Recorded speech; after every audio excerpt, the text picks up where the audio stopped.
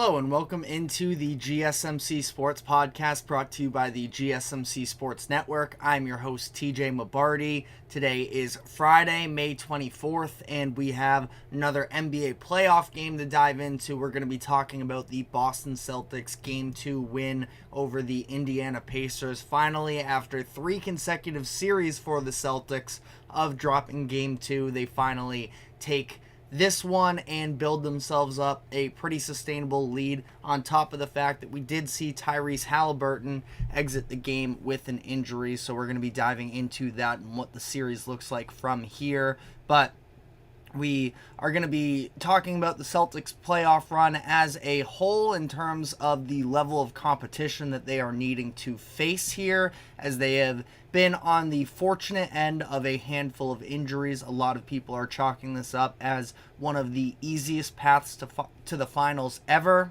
and we'll be talking about whether or not that impacts what we should be viewing them for with this playoff run.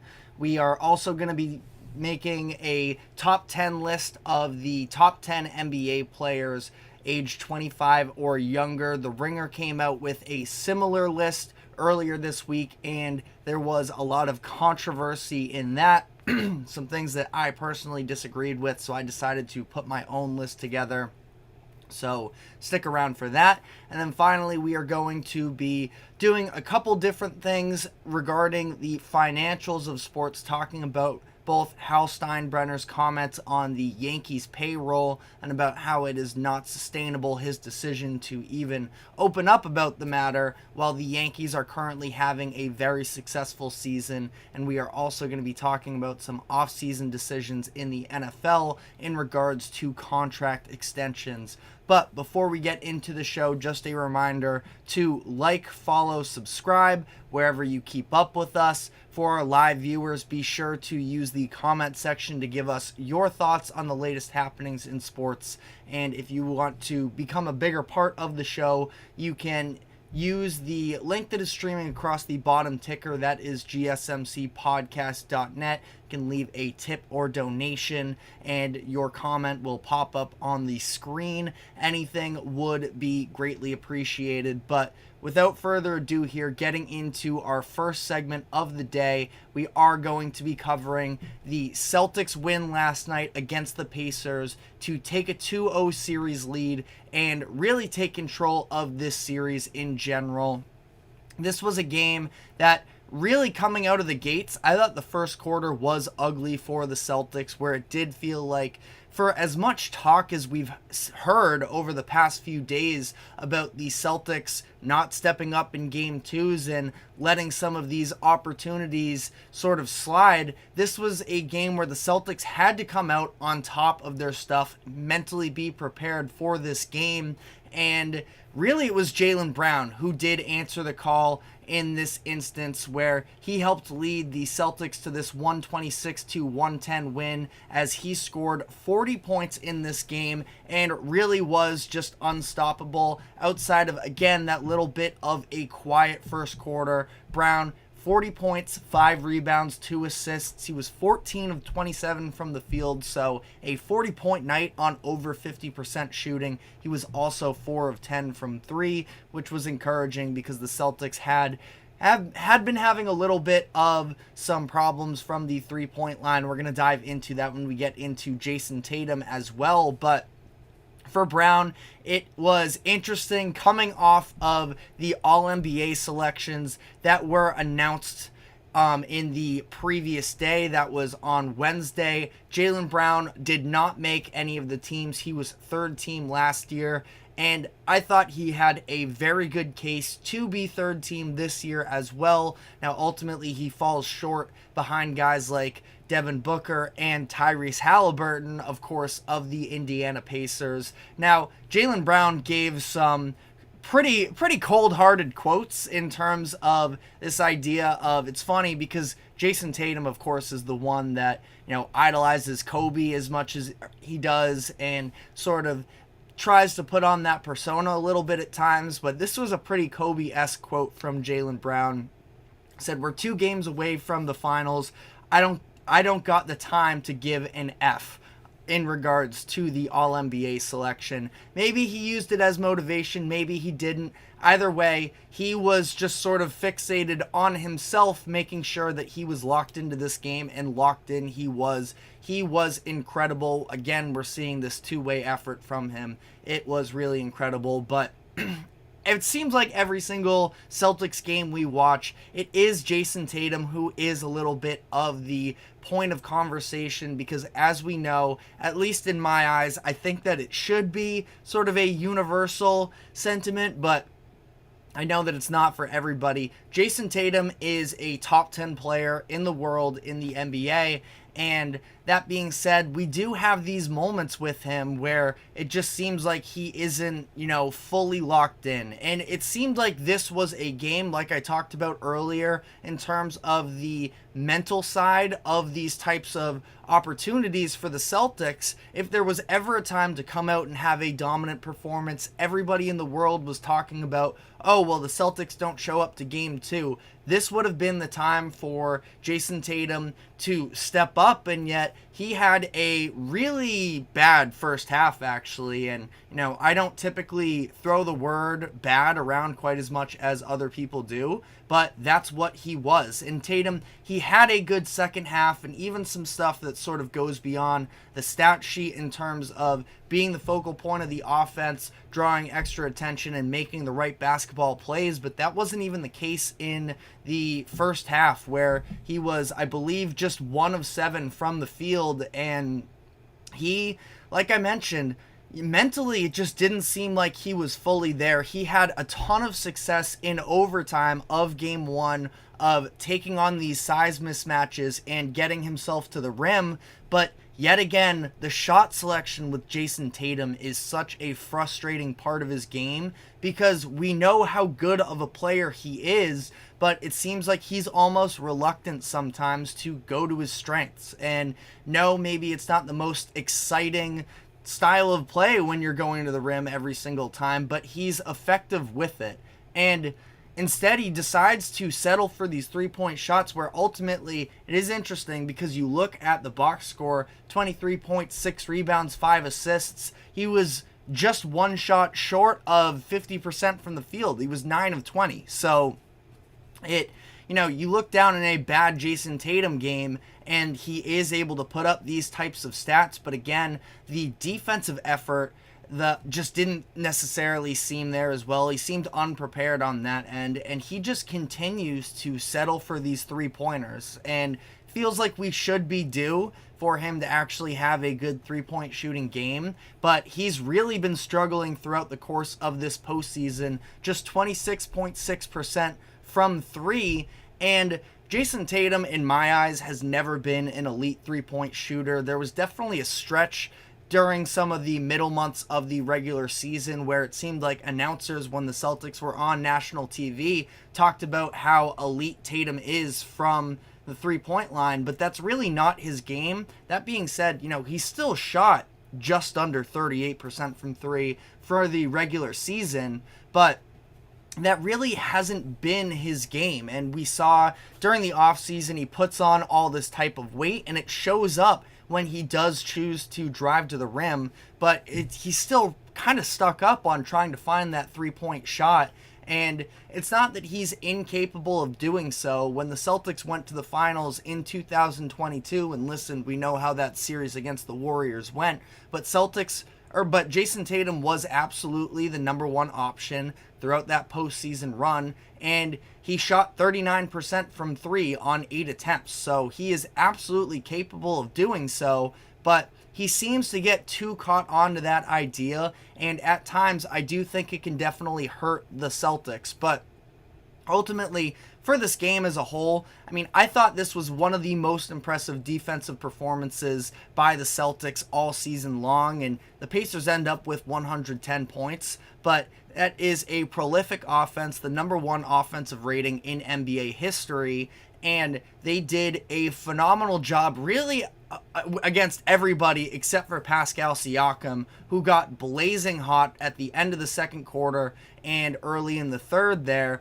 But outside of that, there really wasn't anybody on the Pacers that was able to sort of muck up the Celtics defense too much. They went on a 20-0 run at one point, the Celtics did, in the second quarter, and even after that, that's when Pascal really got himself going, and the Pacers actually pulled themselves back into this game. But part of that is due to the fact that we did not get a good Tyrese Haliburton game.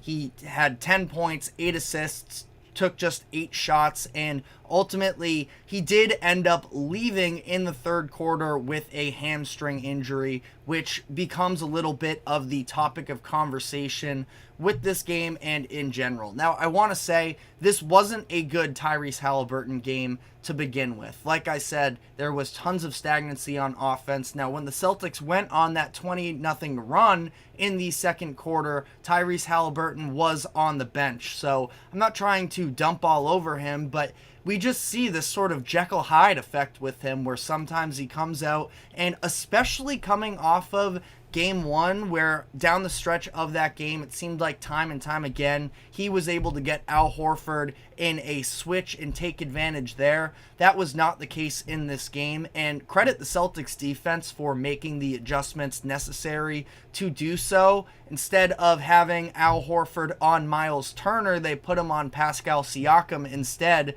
which made a difference because Miles Turner, great player. He was killing the Celtics in the first half of Game 1, but he's somebody who I always had a ton of faith in, and he's still a very, very solid player.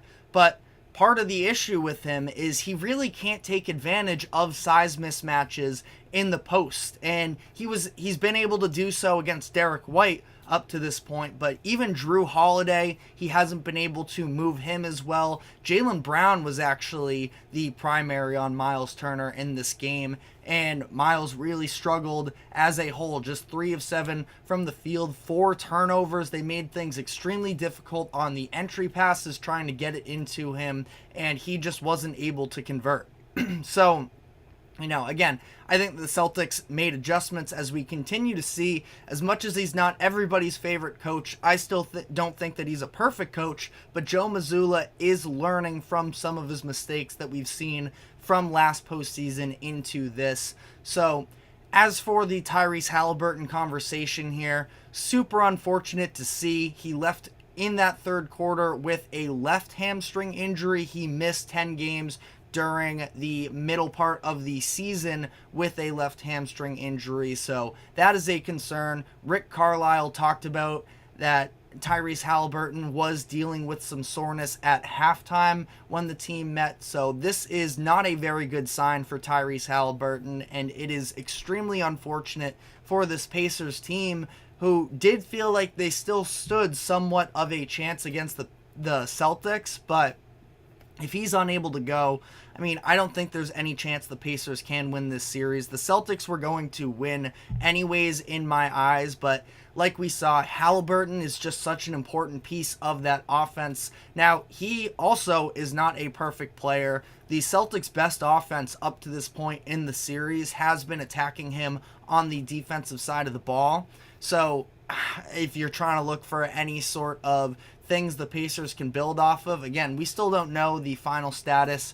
What is, again, unfortunate for the Pacers is that on this conference final schedule, they are playing every other day. So there's really not much of a rest period whatsoever, added to the fact that both teams are now going to be traveling to Indiana for their game on Saturday, which is already tomorrow night. So that part of it is definitely not ideal. I don't feel good. Again, I never felt good about the Pacers winning this series, but you sort of have to be sitting here after that Game 1 debacle and just feeling like if they were going to have any chance, they sort of let it slip through their fingers. But let me know what your thoughts were, what your takeaways were from this game. Last thing I will say, actually, as well, I mentioned Joe Mazzulla briefly, and I've been calling for it for a bit here, where the Celtics did play a little bit of small ball minutes, just one sort of small thing. Now, it took Luke Cornett dealing with some sort of hand injury, but I've been appalled by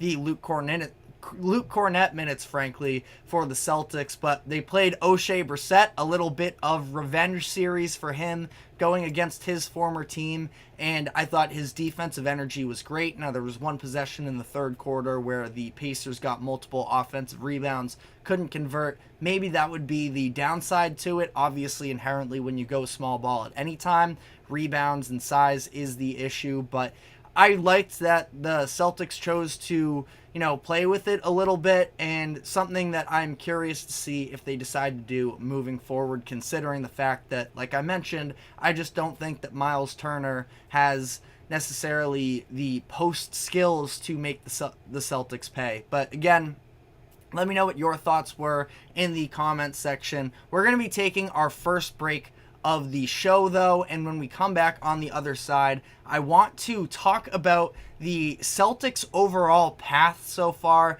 They've run into a handful of teams with injuries, and this Tyrese Haliburton situation is the latest of that. So, gonna talk about their run to the finals, but stick with us, and we will be right back after this quick break. I feel like I'm losing my mind. Is everybody in the world blind? Please, Lord, give me a sign, a sign. I feel like I'm losing my mind. Is everybody in the world blind? Please, Lord, give me a sign, a sign. I wanna be the greatest. Everybody on the fake shit. I look around and feel like everybody is the fakest. I make this every day and I'm impatient. Hoping one day I blow up from the basement. Statement, the top is so vacant. I don't hear shit that I think is amazing. Waiting for my day when I'm playing. Sold out shows for 1,000 faces. Hey, give me that crown. Get in my way and to be put down. It ain't your place, no, this my town. If I want that shit, then I'll get it right now. I'm losing it, the news it fits. I'm losing shit, a stupid myth. You choose to live or choose to dip. You choose to fight or lose your grip and lose a gift. Oh. I feel like I'm losing my mind. Is everybody in the world blind? Please, Lord, give me a sign, a sign. I feel like I'm losing my mind. Is everybody in the world blind? Welcome back into the GSMC Sports Podcast, brought to you by the GSMC Sports Network. Going to now be talking about this playoff run for the Boston Celtics, where they have been dominant up to this point, 10-2 in these postseason games, but the underlying sort of caveat to all of this is the fact that their path has been very easy so far. Now, we already know that the Eastern Conference, even during the regular season, was not all that competitive, and the Celtics sort of took advantage of that all year long as they won 64 games and were dominant all the way through, really, marking one of the highest net ratings in NBA history for a regular season. And so, Celtics, they took care of business there. They got the 1 seed, and obviously, when you get a 1 seed, naturally, you are going to have an easier path in the playoffs, most likely. But it has gone even deeper than that. The fact that the Heat were without Jimmy Butler and Terry Rozier. The Cavaliers, after Game 3, were without Donovan Mitchell. Jarrett Allen was unable to play a single minute. And now Tyrese Haliburton could potentially be out for the remainder of the series. Again, we don't have updates, so I don't want to speculate on that. But it becomes a conversation that Celtics may be playing 3 teams all without their best player, which is sort of an unprecedented level of injury luck sort of in the Celtics' favor. Now, it is, in my eyes, unfortunate because this Celtics season has been so incredible from start to finish, really. They have, like I mentioned, the net rating number. They also had the most wins in the NBA by 7.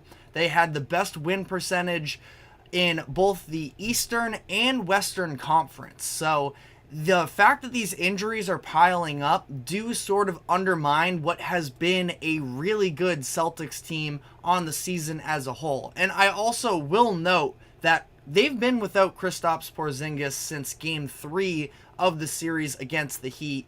he's their, third best player on the roster. And I think that, the Celtics are just so deep that it hasn't necessarily affected them. And the fact that they haven't had to deal with these other teams at 100%. But if we had seen the Cavaliers fully healthy, I think that series specifically, we could have seen the Celtics really missing Kristaps Porzingis. That being said, though, they have a chance to make it to the finals without him. Now, as things currently stand, Adrian Wojnarowski of ESPN reported that he could return as soon as Game 4 in this series, so we'll see how long this series lasts. The Western Conference Finals, which we're going to see Game 2 tonight, seems like that could be an incredible series that has the potential to go 6 or 7, which would once again sort of even take the opponents out of it. The rest factor for the Celtics has been a big deal because we just saw the Pacers go 7 games against the Knicks in the second round, and the Celtics' second round series came against the Cavaliers, who went 7 against the Magic in the first round. So they have been very well rested. And again, when you're the Celtics, you can't apologize for taking care of business when you have this type of a schedule in front of you. But it is something that NBA fans are going to talk about. And that being the case, I feel like you can't ever really, the way that NBA fans are now, they just choose not to enjoy anything. Seems like there are very few championships in the past decade that are unanimously respected. The Warriors are really the only ones that get credit, and I think that that's crazy. The Nuggets run, they were far and away the best team. The Bucks run, a lot of people try and discredit as well because of the injuries to the Nets, but everybody just forgets about the fact that Giannis had one of the best finals in NBA history. So, my point being that nobody ever fully gets credit for the type of championship, and luck is absolutely a part of every championship run. So the Celtics have had their share of it. That being said, none of it will matter if they don't step up to either the Mavericks or the Timberwolves, who are both incredibly good teams. And they could possibly have a little bit of extra rest, but at the same time, I don't think that the Timberwolves and Mavericks are going to be making any types of excuses because they both feel like they are legitimate championship contenders, and that is the case. And again, that series is going to be a ton of fun to watch play out.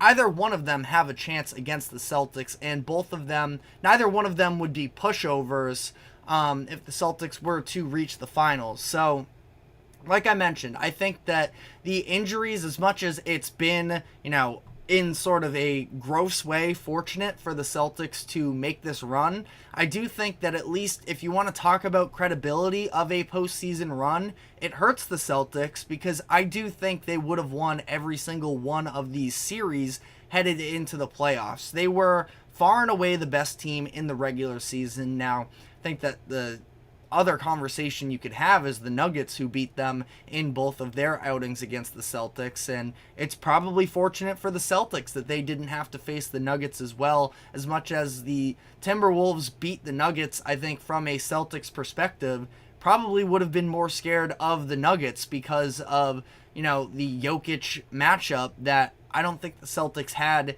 anybody on the roster to necessarily lock that down. The Timberwolves were perfectly catered to do so, though. So as much as the Timberwolves definitely don't want to, disrespect them in terms of their credibility, I think that they're an easier matchup for the Celtics than the Nuggets would have been.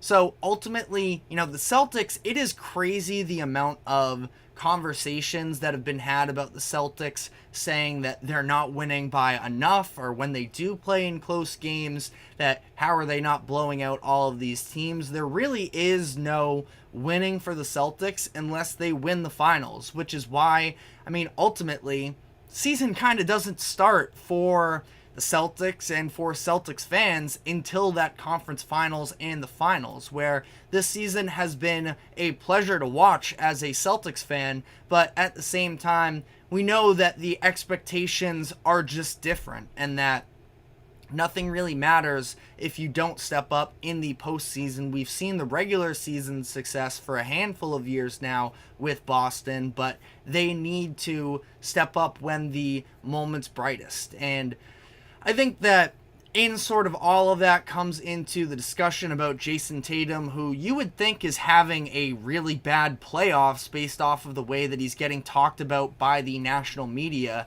and yet he's averaging 25 points, 10 rebounds, and 5.5 assists throughout the postseason so far. Now, the efficiency numbers haven't been great, and last night, the defensive performance from him wasn't spectacular in my eyes, but he has been a really good defender all playoffs long. He's been making the right moves pretty much time and time again, other than when he decides to take those stupid fall-away mid-range shots or the step-back threes. But, you know, for the most part, Tatum has been really good, but he has been, I think it's just this sort of contradiction of people were looking to crown him as a top 5 player in the league, and he is probably, you know, he's definitely, in my eyes, closer to number 10 right now than he is to number 1.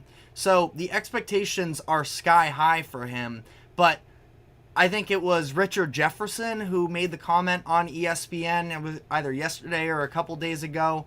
It's not his responsibility to sort of put up with the expectations that NBA fans put on him. He just has to go out there and play. And the Celtics, like I mentioned, are currently 10-2 in the postseason. You can look at it from the fact that they just have to go 6-6 from here on out to win the NBA Finals. So, you know, again, pressures are sky high in Boston. This team seems like they are going to be cruising to an NBA Finals. And, I mean, as much as the Mavericks and Timberwolves, you do have to respect them. If the Celtics aren't going, if they fall short again, and, you know, injuries aside, as long as they are fully healthy, this would be a massive detriment to the legacy of this team, where all of these things broke in their way and they are unable to capitalize. But let me know what your thoughts are in the comment section. But we're going to be taking our next break, and when we come back, we have a fun exercise where the Ringer the other day put out a list of the top 25 NBA players 25 or younger, and it got a lot of backlash. So I made my own list that I'm sure everybody is going to 100% agree with, but definitely had some changes from what the Ringer had. So we're going to be diving into that next. Stick with us, and we will be right back. Looking for your daily fix of sports talk without having to pay for it? GSMC Sports Network is available on YouTube. Just search GSMC Sports Network. Get your fix of daily sports talk shows on YouTube, absolutely free. NFL, college football, NBA, MLB, MMA, UFC, fantasy football, and so much more.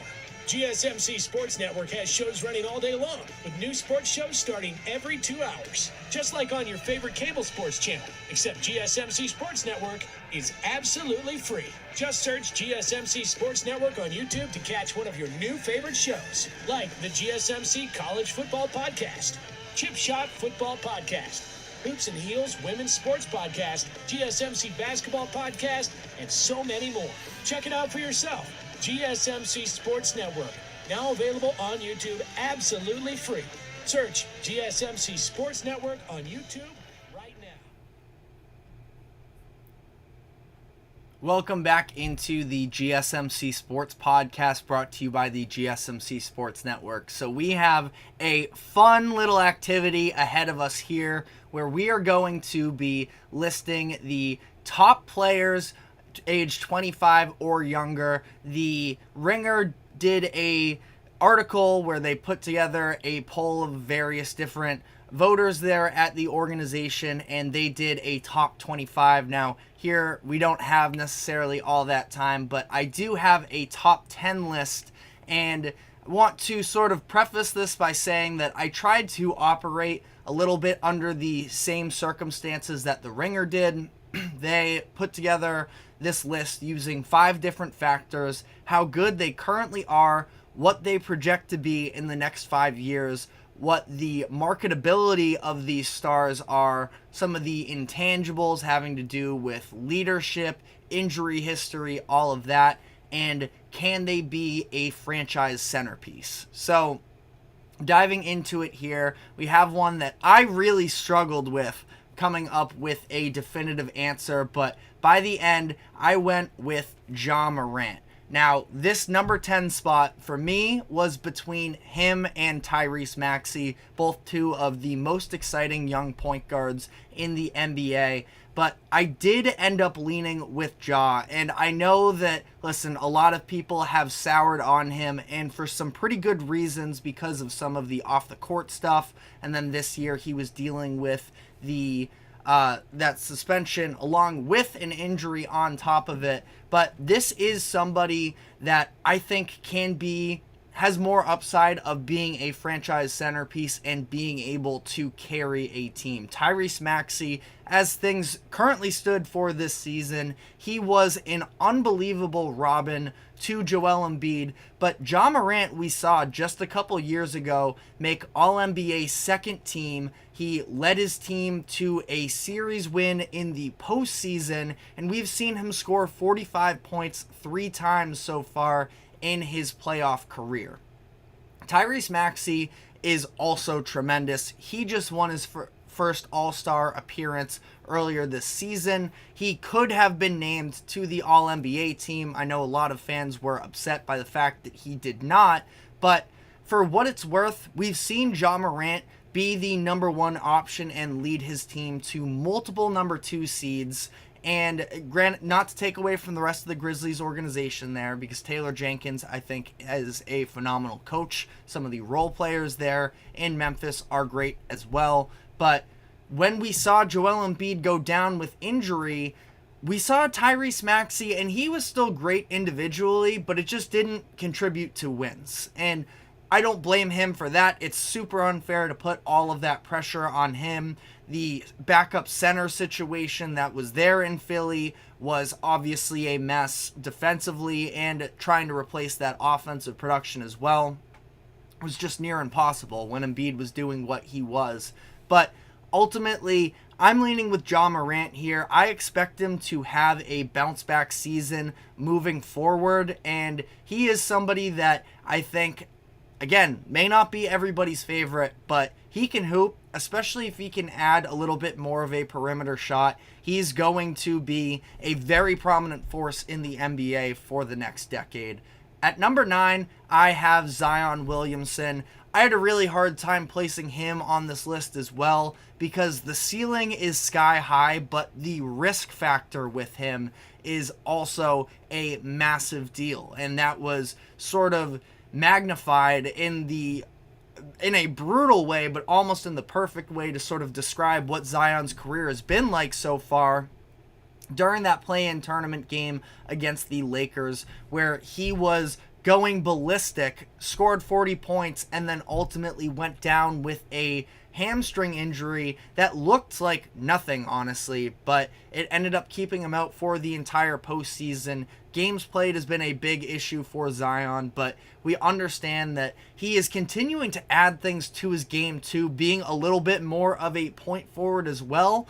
I don't know if that three-point shot is ever necessarily going to come into play for him, but he can be, a physical dominance. I think not the exact same, but similar to what Giannis has done in his NBA career up to this point. So I had Zion at 9. Number 8, this one might be a little bit controversial as well. I am very high on Cade Cunningham, and I understand that there has been no winning in the NBA so far for Cade, and that could be seen as a little bit of a contradiction to the point I made about Tyrese Maxey earlier. But Cade is the exact type of archetype that I would want to build my team around, the point forward with high scoring upside. And that's what I think that Cade is, and he showcased this on many opportunities in Detroit, but obviously the Pistons were really bad this year. Monty Williams is a bit of a disaster there at coach. I've been higher on the Pistons upside for the future than most people are. Between him, Ivy, and Duran, and whatever other pieces are around them as well, Ausar Thompson, you can maybe throw into that mix. I'm not, he's somewhere in the middle there. But, Cade is somebody who I think is very much similar to the conversation about Paolo Banchero. Obviously, both number 1 overall picks in back-to-back years. Cade missed an entire year, though, in the 2022-23 season, and the Pistons being so bad this year. I think he's very much under the radar, and he is due to sort of gain some more respect from the national media in due time. Number 7, I have Chet Holmgren. Chet is somebody who was a number 2, pretty much, probably number 3 for the majority of this year. But if we're putting a list of players who in the next 5 years, what are they going to look like? I think Chet has an extremely high ceiling. He had a little bit more of a, ball handler, decision maker background when he was back in high school. And even he was able to showcase it a little bit when he was at Gonzaga. And now he is going to hopefully be able to add that to his repertoire. We saw different times this year where he was able to go coast to coast by himself. That's something that I anticipate. I'm sure they would like the ball to be in Shai Gilgeous-Alexander's hands just about as much as possible. But Chet is somebody that I think can do it all necessarily. The way that he can score, 3-point shooting in the postseason for him wasn't tremendous, but we know he can space it out. Once he gets more consistent there, he will continue to be a threat, and I end up having him at number 7 here. Number 6, I have Tyrese Haliburton.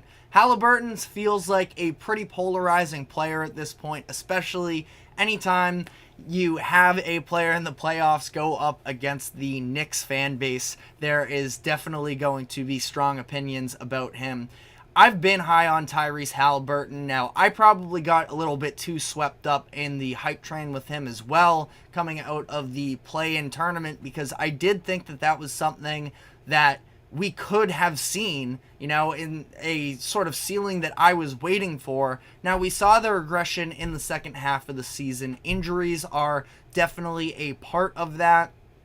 So that definitely dings him, and the fact that it didn't seem like he necessarily had that alpha number 1 mentality in a lot of these postseason matchups, but he's still somebody that I do think can unlock that. He's already one of the best passers in the NBA, led the league in assists this season with that scoring upside as well. I'd really like to see him be able to lock down more on the defensive side of the ball, where it seems like he should be able to, because he's not the tallest player in the world, obviously not as much as some of the other guys that are going to be coming up on this list, but he still has length. We see on the offensive side of the ball, his footwork and sort of his body control is elite.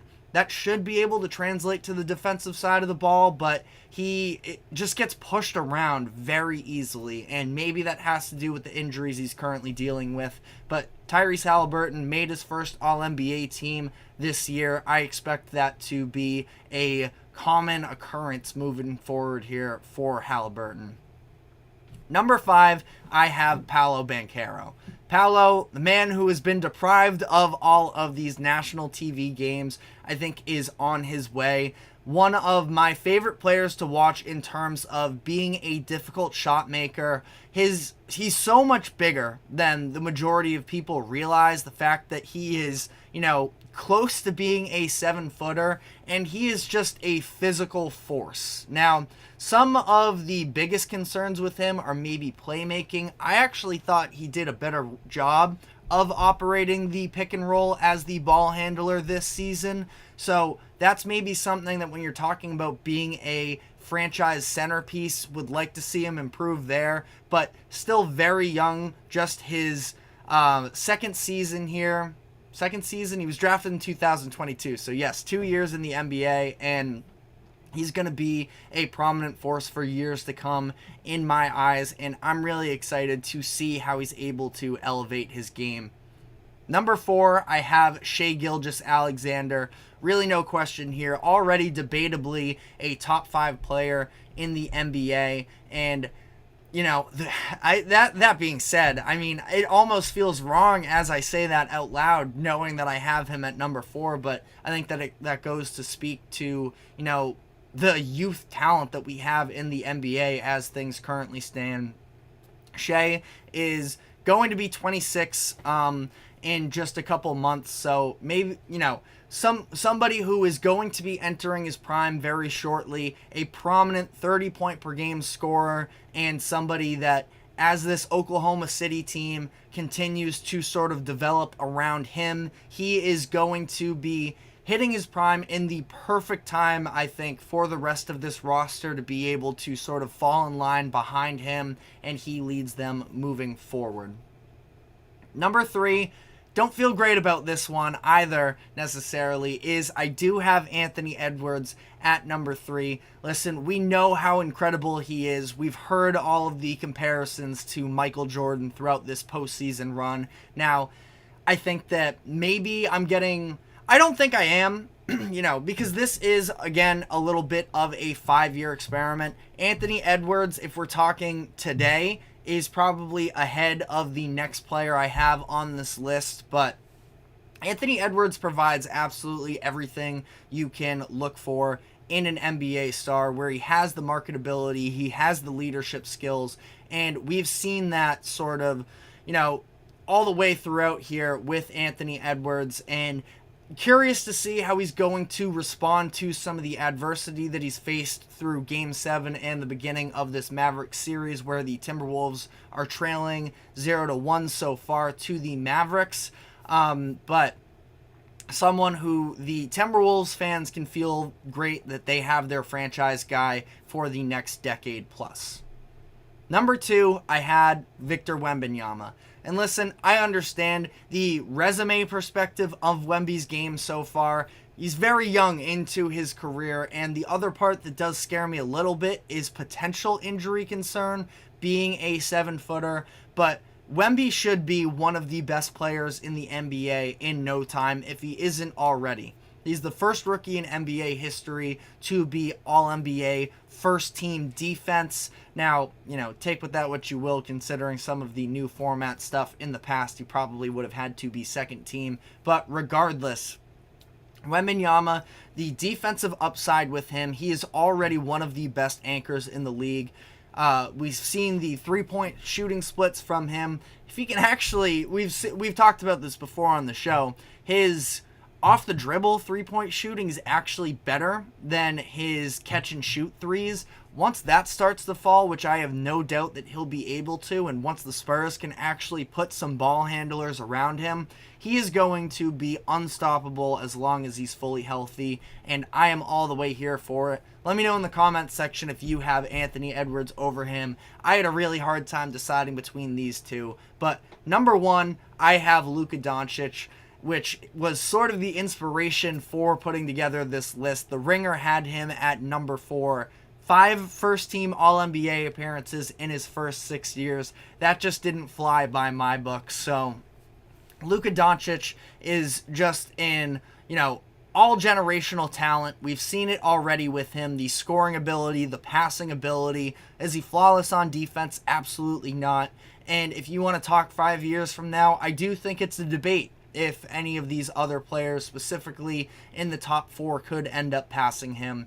But I think that I have no problem whatsoever with Luka being viewed as the number 1 player on this list because of just the offensive hub that he is. We've seen him hit the big shots, and as much as I'm not the biggest fan of his defense, like we saw in Game 1, breaking up the lob against Gobert in game one and then going down on the other side and taking an ISO opportunity against an all defensive player in Jaden McDaniels and hitting a tough bucket over him. He's already, in that top 3, at least top 5 conversation in the NBA. And I couldn't believe, really, that the Ringer had him outside of the top 3. But let me know what your thoughts are in the comment section. We do have a comment from Lil Fettuccini.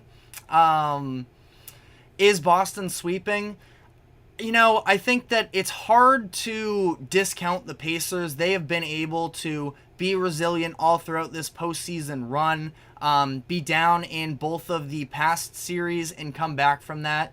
The issue is Tyrese Haliburton with the injury that he is currently dealing with. If he's not there, I have a really hard time imagining the Pacers can be the same level of offense as we've seen from them in the past. Now, probably to some degree could have an argument that they'd be a little bit better on defense, but I still don't think that they are stopping the Celtics and are going to be able to outscore the Celtics without him. Pascal Siakam was incredible last night, and despite that, they just didn't get the offensive production, especially in those minutes that Tyrese Haliburton wasn't on the court. That's when the 20-0 run occurred in that second quarter. So I don't think that we are going to see the Pacers necessarily be able to come back. If Haliburton is out, I'm calling it a sweep for the Celtics, but at the same time, don't want to fully discredit the Pacers because they've shown that they can sort of come up in big moments. And also, not for nothing, we've seen the Celtics in some of these instances sort of let their guard down and be caught sort of lacking a little bit from a mental perspective. But I think that the Celtics also showed some level of being locked in when they were able to put together the performance they did last night. But that is all we have for this top 10 list. Again, let me know what you agree, disagree with in the comment section, because I am 100% sure that not everybody is going to share the same views as me. But now we are going to be diving into our next segment, talking about the New York Yankees and the comments from Hal Steinbrenner on the situation surrounding the Yankees payroll and about it not being sustainable. So we're going to be diving into that when we come back for the break. But Lil Fettuccini, it's the Celtics winning the finals in my eyes. So stick with us and we will be right back.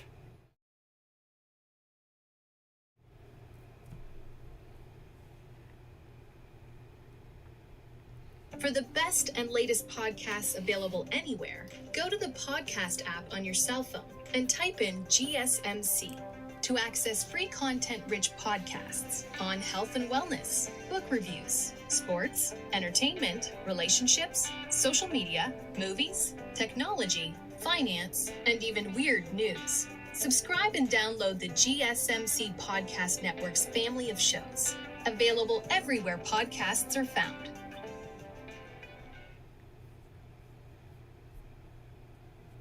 Welcome back into the GSMC Sports Podcast. Headed into our next segment here, want to talk about the New York Yankees and the comments that chairman, owner Hal Steinbrenner made on the current situation with the Yankees and their payroll. Obviously, one of the most expensive teams in the MLB, as they pretty much always are when you are the New York Yankees. But he spoke to the media the other day and gave a very interesting quote where he said, "I'm going to be honest, payrolls at the levels we're at right now are simply not sustainable for us financially. It wouldn't be sustainable for the vast majority of ownership groups given the luxury tax we have to pay." And I thought that everything about this was sort of interesting because of the fact that there is some validity that the Yankees are extremely expensive for their payroll right now, and they are going to have Juan Soto as an upcoming free agent that is only going to sort of complicate that situation. Now, I do want to start out by saying, even before diving into what the future looks like that for them from a financial standpoint, I think to say this during the middle of the season where the Yankees are having an unbelievable year so far, where they have the second best record in the league, 35-17, to come out and say this and sort of take momentum away from the season itself is a little bit of a crazy move. And we see sort of members of these front office groups very happy to sort of decline to comment on certain situations. So at this time when morale is so high for the Yankees, to come out and put a little bit of a damper on it, and especially there's a little bit of an arrogance to it in my eyes, considering you are the Yankees. You have all of these resources that it is definitely, easily, you can definitely criticize Steinbrenner for kind of underestimating what the Yankees are, and again, sort of just doing a bad job of understanding what the moment is. And this is a very exciting time for Yankees fans, especially coming off of last year, which was definitely viewed as a disappointment. But on the sort of idea of what it's going to be like in terms of them paying Juan Soto, there was no secret when the Yankees did make this deal that they were going to have to make a decision on Juan Soto in a year going into his final season on his contract. If you are going to make that move, you know that you're going to have to eventually pay him. So what's the point of making this move, selling out as much as you do, just to let him walk in free agency? I think that is a little bit arrogant of them, and I feel like, again, they're a smarter organization than that to know that they are going to have to pay him and that it's going to be a disappointment if they don't. Now, if they win the World Series this year and Soto walks, I'm sure that every Yankees fan would be willing to put up with that, but I still think that, it's a pretty crazy move to do so. And in the grand scheme of things here with Soto, listen, I understand it is going to be extremely difficult for them to retain him given all of the other financial obligations that they have. Specifically, you want to look at Aaron Judge for the contract that he just signed, but there's still a handful of years left on the Giancarlo Stanton contract, which is the one that probably haunts Yankee fans the most in terms of sort of dishing out all of these assets, where they still have him under contract for through 2027 and then finally a club option in 28. And Stanton's actually having a decent year for them so far. So in terms of their competitive levels this season, it's really not the end of the world. But understanding that you're going to have to pay $32 million for him the next 2 seasons, and then it's going to be $19 and $15 million down the road. That's a lot of money that you're going to be paying for somebody in his mid to late 30s. And the idea of having to let a 25-year-old star in Juan Soto walk to sort of accommodate for some of these other moves, that's going to be something that absolutely hurts. And the Yankees, I do think, can overcome it, but we saw them, especially last year, I think was evident that they were very reliant on their top-end talent in their starting lineup. And now their bullpen has been, and their starting pitchers as well. I mean, their pitching staff just entirely has been a massive boost for them. But on that note, you do have Clay Holmes,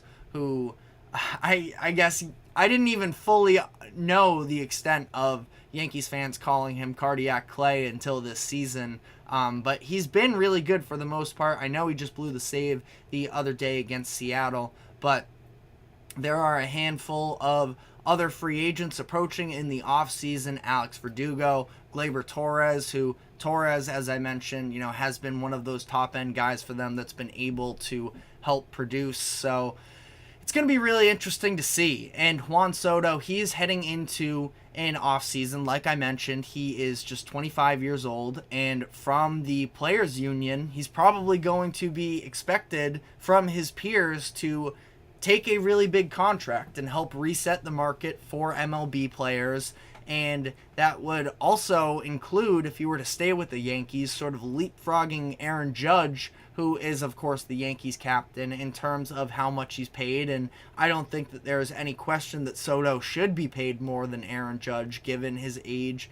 But, again, just becomes a very, interesting situation here for the Yankees. Now, there are different things, and I'm going to have to dive more into it as the offseason sort of comes closer. Yankees fans right now, at the end of the day, like I mentioned, none of this necessarily matters from a big picture standpoint as long as the Yankees continue to compete here and potentially win a World Series, where that would be far more forgivable to sort of put up with whatever Steinbrenner has to say about the sustainability. And again, sounds super arrogant, but if the Yankees were to cut back on payroll, I just think it's a really bad look for them. Now, if they were to come to the offseason and then start to cut down just a little bit, I think that's far more forgivable than coming out in the middle of the season and making this type of a declaration.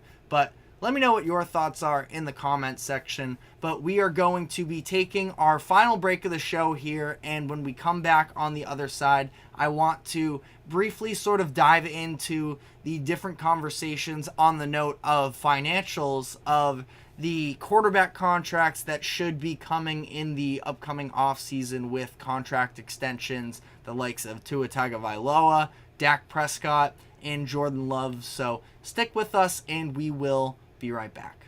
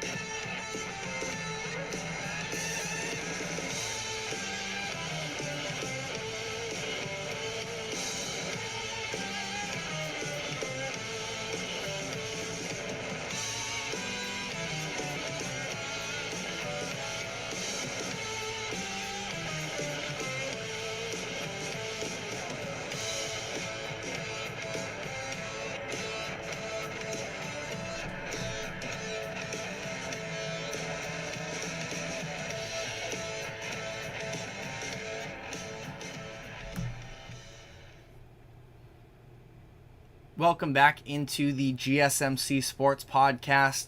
For our final segment of the day, we were just talking about some financials in the MLB with the Yankees, but I want to sort of tie that into some conversations about contract extensions that are coming up for the biggest quarterbacks in the NFL. There's a list of a few coming off of this Jared Goff deal that just got done. We also have Trevor Lawrence, Jordan Love, Tua, and Dak all eligible as well.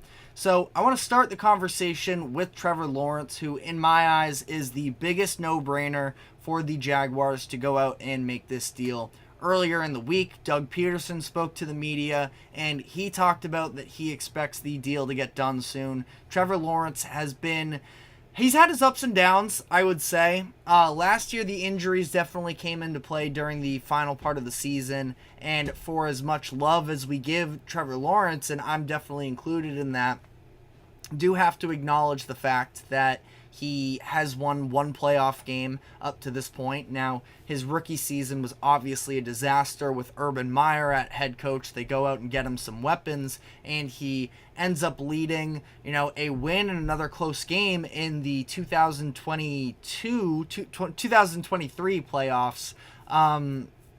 But I think that ultimately, Lawrence, again, he's kind of a no-brainer here. Now, the pressure and expectations on Trevor Lawrence have been there since he was named basically the best quarterback prospect since Andrew Luck. So the money that he gets isn't going to necessarily amplify that, even though he is looking at a $50 million deal, joining Joe Burrow, Justin Herbert, Lamar Jackson, Jalen Hurts, and Jared Goff as the only quarterbacks in the league to be making that type of average value money.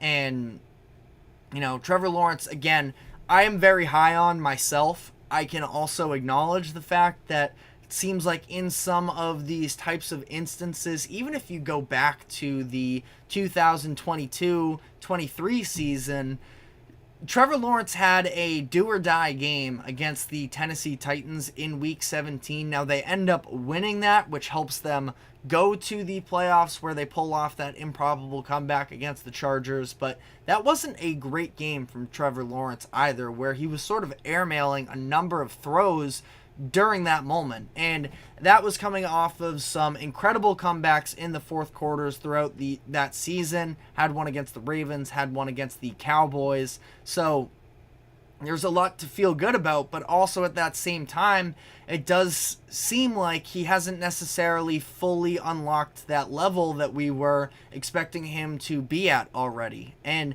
I'm somebody that I feel like I have far more patience than the average viewer in terms of sort of, evaluating somebody and the quarterback position especially. Now, listen, I understand that sometimes a burnt product is just a burnt product, but it's almost weird where Trevor Lawrence is sort of treading water right now because nobody thinks that he's a bust, especially considering the fact that all of the other quarterbacks in the first round of his draft are with new teams, including Mac Jones, who's actually his backup quarterback now.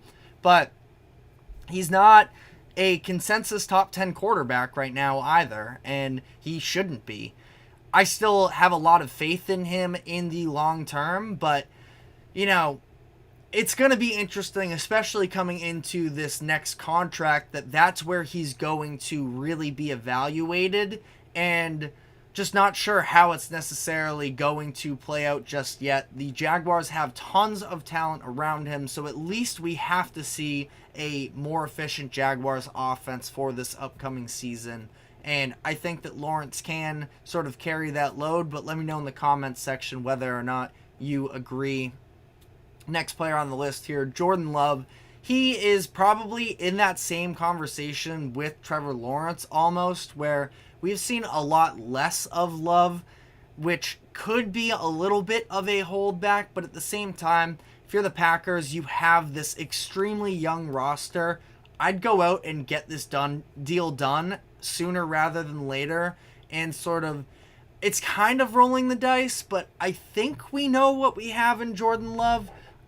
I think that everybody's already sort of shooing him in to be the, unquestioned next franchise quarterback. I think that is what he's headed for, but it also wouldn't be the most shocking thing in the world to me if we do see a level of regression. It took him some time last year to adjust to NFL defenses, and then he did, and he stepped up in a big way. Obviously, take what you will with the second half of the 49ers game in the playoffs. We know that he wasn't good. But I do think that this is the right decision for them to make this kind of a deal. Now, $50 million definitely has me a little nervous, but if Jared Goff can make $50 million, I think trying to, again, especially considering the situation the Packers are in, they're not wrapped up into too many players financially. You try and make it happen. You get that price done earlier rather than later when you know that it is only going to become more expensive as time goes on. But Tua Tagovailoa is somebody that I think is an incredibly hard person to sort of evaluate here, because I'm not really bought in on him in terms of being a guy that can go out and be the reason that you win playoff games. He's in a very quarterback-friendly system. He has tons of weapons around him, both in wide receivers and running backs.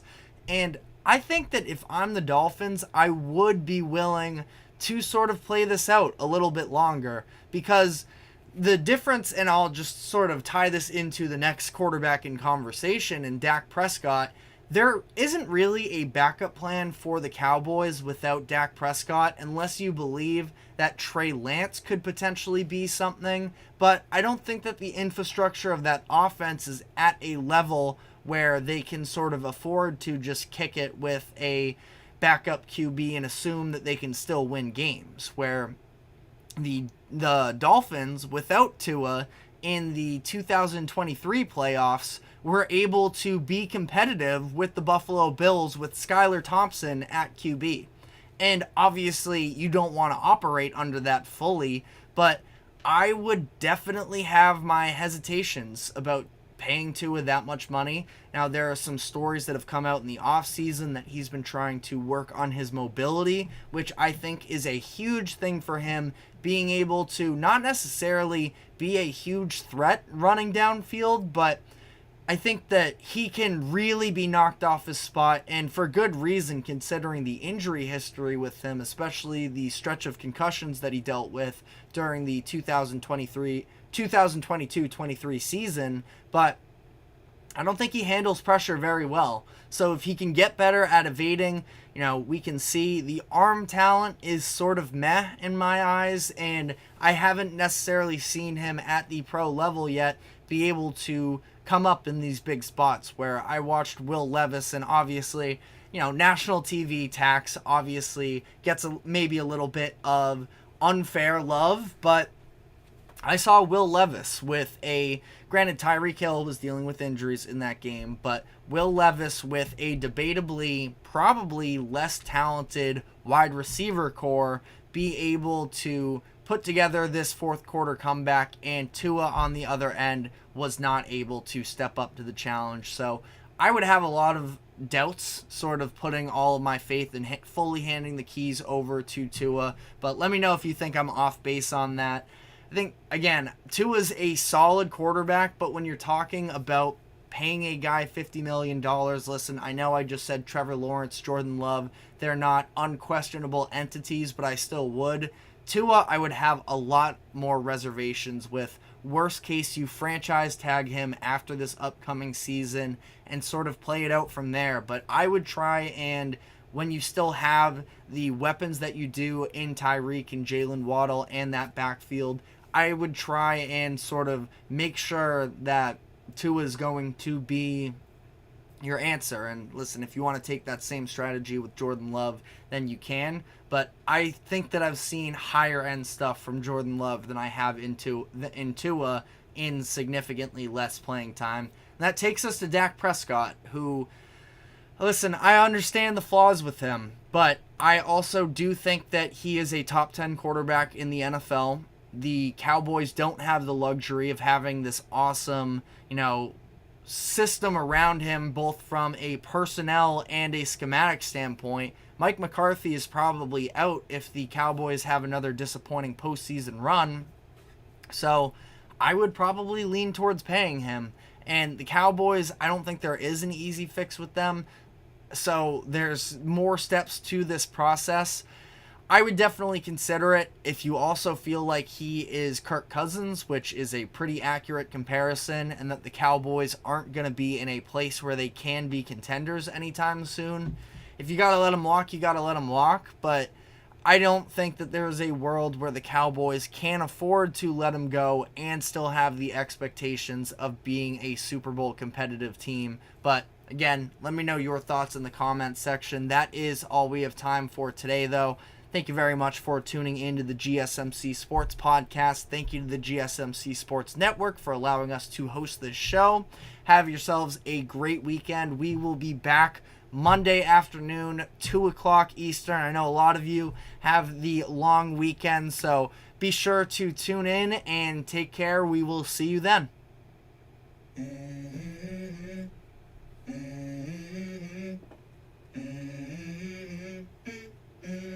go. I wake up to a little bit of drool on my pillow, feel like it's gonna be a bad day. Yeah, I'm tired of shit, and the coffee ain't hit yet, damn ain't that